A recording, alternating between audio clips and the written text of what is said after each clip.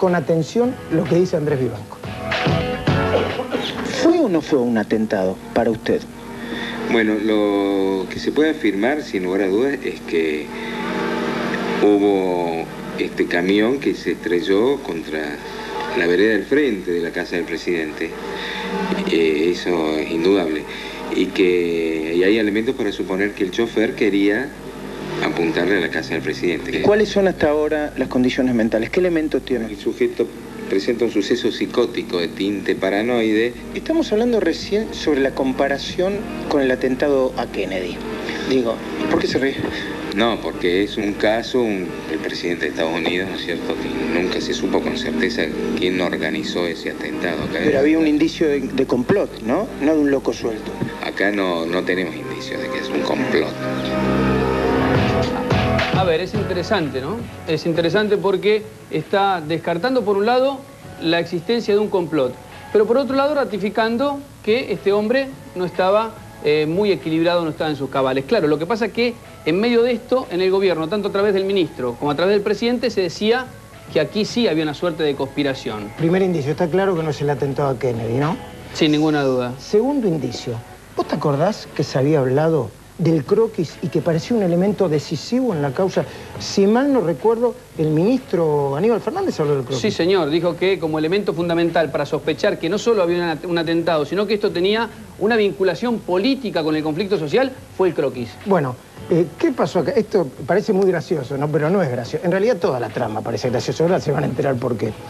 Como la jueza no podía entregar el famoso croquis de la discordia, fuimos y le preguntamos al fiscal. ¿Usted lo vio el croquis? Sí, lo vi. ¿Pero lo tiene? No, no lo puedo tener. ¿Me lo dibuja, por favor? ¿Y sabés qué hizo? El mapa del atentado. El fiscal lo dibujó. Un cuadrado, una casa, con una ventana. Yo tampoco soy arquitecto. Ventana, que aparece una puerta y un techito así. ¿Se supone que esa era la casa del presidente? Puede ser parecido al frente de 25 de mayo. A ver, ese dibujito... Ese puede ser tu casa, la mía. Claro, me quedé pensando en o eso. la cucha del perro de cualquier persona. Bueno, no parece demasiado serio que el ministro haya ratificado que aquí había una posibilidad de un atentado con ese dibujito. No. Tampoco parece demasiado claro, y esto lo veníamos charlando en producción porque vos te agarrabas la cabeza y Maxi también se agarraba la cabeza. Lo venimos planteando. A ver, ¿cuál fue el recorrido que hizo el camión? Estuvimos con Romina Calderaro, ¿sabés? Que hicimos un recorrido similar al camión. Y la verdad que no está claro qué hizo ese camión, o por lo menos no parece estar claro hasta que hicimos esta reconstrucción, Maxi. A ver, Romina, estuviste en Santa Cruz e hiciste exactamente el mismo recorrido. Revolucionamos por un ratito Río Gallegos, Maxi, porque conseguimos un camión similar al que utilizó Mansilla. ¿El mismo camión? Similar, Maxi. 26 cuadras. Muy parecido, 26 cuadras, 5 en contramano. Un trayecto absolutamente ilógico. No chocaste, lo único que no chocaste. Las 5 cuadras en contramano las hicimos caminando, por supuesto, por motivos legales. Es un trayecto ilógico, te vas a dar cuenta, se van a dar cuenta todos, porque primero pasa por la casa del presidente y la esquiva. Y además no había ninguna necesidad de chocar 9 veces diferentes vehículos. Vas a ver, es muy linda la reconstrucción, nos costó mucho trabajo, cómo en realidad es el producto de una mente trastornada. Miremos el tape. Contramano, y ahí se volcó. Mañana Mansilla robó un camión muy parecido a ese y empezó un periplo que ahora te vamos a detallar.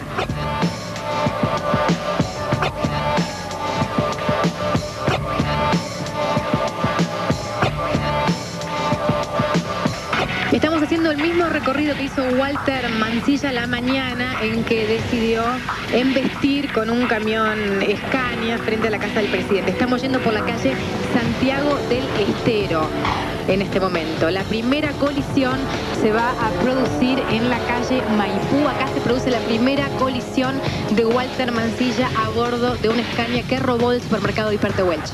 Ingresa con el Scania en esta playa de estacionamiento de la clínica Medisur y acá colisiona con los primeros 3 vehículos, una Tuareg, una Kangoo y un Ford Ka.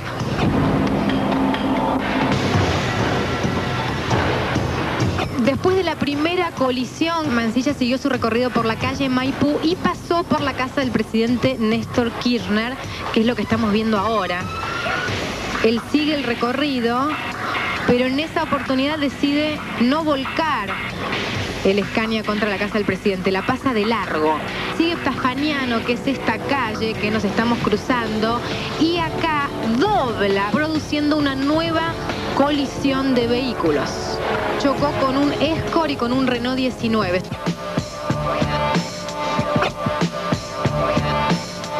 Siguió por Fagnano hasta que decidió doblar por Irigoyen a la izquierda, como estamos haciendo nosotros también. Pasó por el hospital de Río Gallegos. Acá fue cuando Walter Mansilla decidió agarrar en contramano por 25 de mayo, embistió a un Corsa y lo arrastró hasta donde están las ambulancias, como están viendo. Y después siguió. Antes de embestir contra la casa del presidente, chocó con un patrullero. Fue su penúltima parada.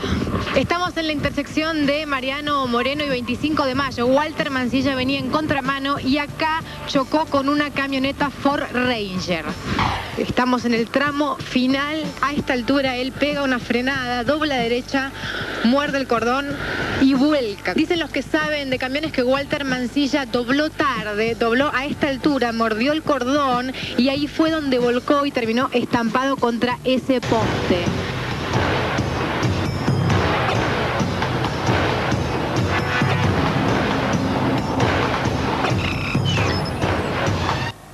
Bueno, poco menos que los autitos chocadores. Un poco raro, ¿no? Fue los autos locos, ¿no? Un periplo, todo un recorrido. Y una vuelta extraña que no es lógico. Podría haber... Tomado envión en 3 cuadras y ir directo a la casa. En 3 cuadras podría haber impactado contra la casa del presidente. Los choques eran absolutamente innecesarios. Producto, evidentemente, este trayecto de un tipo que se volvió loco. Que estaba inestable. Bueno, yo creo que a este momento la pregunta principal es si efectivamente Mansilla está loco. Porque si está loco es inimputable. Esta es la pregunta que en este momento tenemos que responder. Bueno, y la pregunta que tenemos que responder, en realidad, se responde con las 2 pericias psiquiátricas que ya hicieron, Rey, y que le dan presumiblemente inimputable, casi psicótico, pero otra cosa además que... tenía una decena de internaciones en el hospital regional este hombre. Pero ¿por qué el gobierno ahora? Bueno, hay otra pericia el martes. ¿Hace falta esperar esa pericia del martes? Bueno, mira, yo creo que no, y te voy a explicar por qué. Y lo digo con toda responsabilidad, Rey, Primero fuimos a la casa. La casa de él es prácticamente un aguantadero. Si uno lo ve, ya puede darse una idea de que no es la casa de una persona asentada, con una familia. Y ahí hay un pequeño dato. Pero además, lo que creo que va a ser inútil que las nuevas pericias sean presentadas es haber llegado... Y esto, de nuevo, hay que felicitar al equipo de producción de 3 Poderes en Río Gallegos, es haber llegado a algunas de las personas más cercanas a Mansilla, algunas de las personas que lo conocían bien, desde chiquito y ahora mismo, cuando un día aparentemente enloqueció y decidió... Y sorprendió incluso a sus amigos más íntimos, como es el caso de la persona con la que hablaste. Bueno, acá hay que aclarar esto. Hay muy pocas personas que en Río Gallegos están dispuestos a hablar de Mansilla aún porque lo conocen, porque tienen miedo de hacerlo. Tienen miedo de estar presos del poder político de un lado y del otro.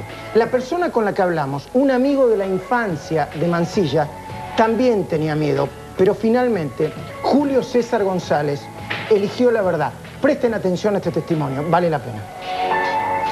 Hace tiempo que conoces al que en Santa Cruz le dicen el loquito, a Mansilla, ¿no? Sí, aproximadamente hace 30 años más o menos, 28, 30 años. Contame cómo es, o cómo era, si es una persona desequilibrada mentalmente.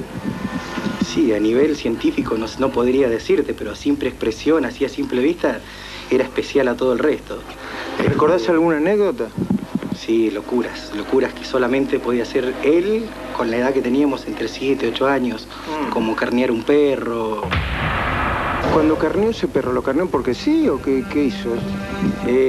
Sí, había un perro que ladraba y ladraba y ladraba y vivía atrás de la casa de él. Un día lo fastidió mal y lo fastidió y dijo yo a este lo voy a carnear. Pero nunca le creí. Fue lo que... Es más, en el barrio mucha gente dejó de hablar con él. Se apartaba. Se apartaba de él, porque a medida que fue creciendo, sus locuras iba siendo cada vez más agresivo. Se iban incrementando más. ¿Tenía ideas políticas o no. no lo ves como una especie de conspirador político, sino como decir, uy, el loquito del barrio, por decirlo de alguna manera. A ver, yo pregunto, ¿qué tipo de conspirador puede ser un tipo que no puede solucionar su vida, que no sabe cómo sobrevivir? Porque el chico sobrevivía, no tenía trabajo, así como pasaba a comer a mi casa, pasaba a comer a la casa del vecino, y los pocos que le abríamos la puerta. ¿Era un tipo que por ahí vos le decías, andá y hace eso, andá y dale un martillazo a la pared? ¿Lo hacía? No. ¿No era influenciable? No. En ningún tipo, desde que si no quería compartir un plato de comida, en nada. Cuando vos charlabas con él, podías entender en 3, 4 palabras que el cuerdo no estaba. Lo del perro es impresionante. No, te estás riendo. El perro es impresionante. Dijo que carneó un perro a los... No ahora, hace un ratito. Entre los 7 y los 8 años. Dijo, y empieza a desmoronarse, Rey, está claro, la idea del Lee Harry Oswald, del hombre que complota, o es el brazo ejecutor de un gran Claro, porque vos sabés que a mí me parece que hay que hacer hincapié en esto, Luis. El ministro del Interior en su momento vinculó este hecho, la acción de este hombre, con el conflicto social, es decir, con la posible operación política. Es decir, que más allá de que estuviera loco, desequilibrado, podría estar respondiendo, incluso se mencionó al intendente Río Gallegos. Claro, y el presidente también, no solamente fue el ministro del Interior. Pero fíjate vos, una persona que es un funcionario público, un policía de la provincia, lo conocía a él porque en los últimos años, y hasta hace un rato, hasta hace una semana, 10 días, cuando embistió con el camión, vivía con él. Lo fuimos a buscar. Teníamos miedo de decir, ¿va a hablar? ¿No va a hablar? Es un policía, es parte del gobierno. Habló el policía. Y acá también te pido, escuché con atención lo que dijo. ¿Tiene alguna anécdota para contar que se acuerde? Sí, un día vino a las 5 de la mañana acá, ¿cómo se llama? Te doy un ejemplo. Vino un día a las 5 de la mañana pidiendo que... Esto fue hace rato, no fue cuando la primera vez lo empecé a conocer. Que viniera el presidente Menem urgente acá al barrio, ¿viste? Que necesitaba un par de cosas, sí, ¿viste? Pero zapado, ¿viste?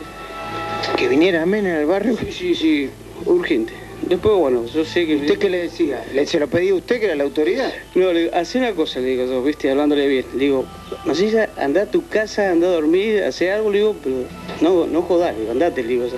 ¿Viste? Como lo conocimos, entonces... Bueno, está bien, agarró, se fue. Al rato volvió de nuevo a la hora, dice. Pero... ¿Llamaste, no? Le digo, sí, llamé, le digo, ya voy para tu casa, le digo. ¿Era el momento en que Menem gobernaba? Sí, hace rato. Le digo, andate, le digo yo, ya viene, le digo yo. Ah, bueno, listo, pero no me voy a olvidar, me dice. Aparece Carlos Menem, increíble. Claro, quería traerlo a Menem, Traerlo a Menem. Sí, ya te lo traigo. Tráemelo de verdad, yo no soy médico, vos tampoco, no soy psiquiatra. ¿Se necesitará una nueva pericia psiquiátrica para saber quién era y quién es Mancilla? Ahora, Luis, a ver, pensemos juntos con los televidentes. Repasemos. ¿Este era el tipo que iba a complotar con el presidente? Cuidado, es probable que sí quería chocar ese camión en la casa del presidente. Ahora, yo te pregunto esto, Luis, estuviste trabajando toda la semana con Romina Calderaro allí. Si el ministro del Interior salía y decía... Ha ocurrido un hecho grave en Santa Cruz. Una persona quiso estrellar un camión contra la casa del presidente. El presidente estaba a 2.500 kilómetros. Vamos a investigar si este hombre está en sus cabales y además si hay algún tipo de vinculación política y se lo vamos a contar a ustedes. No, hicieron todo esto. Esa es la pregunta clave. Si el gobierno hubiera hecho eso, nadie de nosotros, incluido nosotros, o por lo menos yo, me hago cargo, hubiese pensado que el montarse por encima de esto es una cortina de humo. Una cortina de humo, por ejemplo, para ocultar el conflicto docente que está creciendo cada día más. A propósito de esto, acá está Muñoz, uno de los líderes de los docentes de Santa Cruz, para hablarnos de lo que está pasando, porque